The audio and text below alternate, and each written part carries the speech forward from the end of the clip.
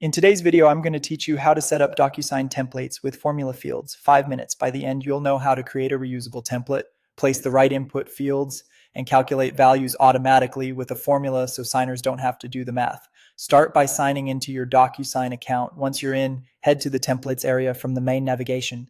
This is your library for reusable documents, and it's the best place to standardize how information is collected and calculated. Choose Create Template.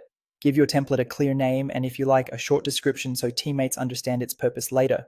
Next, add your document. You can upload a PDF, Word file, or similar. Make sure your document already has the space where you want fields and the calculated value to appear.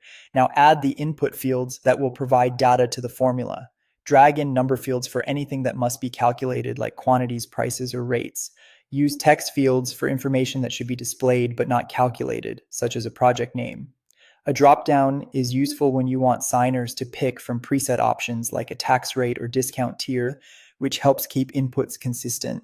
Place each field exactly where it belongs on the document and set them as required when appropriate to prevent missing values. With each field selected, open the Properties panel and assign a unique descriptive data label. This is crucial. The data label is how the formula references that field. Use names that are short and clear, like unit price, quantity, or tax rate.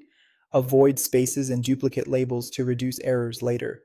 Next, drag a formula field onto the document where you want the calculated result to appear.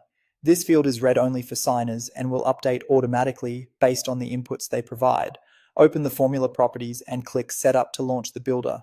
Use the drop-down to insert the data labels you created and combine them with standard mathematical operators. For example, you might calculate a subtotal with unit price, as quantity, and then compute a total with subtotal plus tax rate. Use parentheses to control the order of operations, and keep your labels consistent so the expression is easy to read. Before you finish, check the formula field's formatting options, such as setting decimal places or currency style, so results display cleanly. If the output looks off, double check that your labels match exactly and that numeric fields are set to number. That's it. Your template now calculates automatically, saving time and preventing errors every time it's used.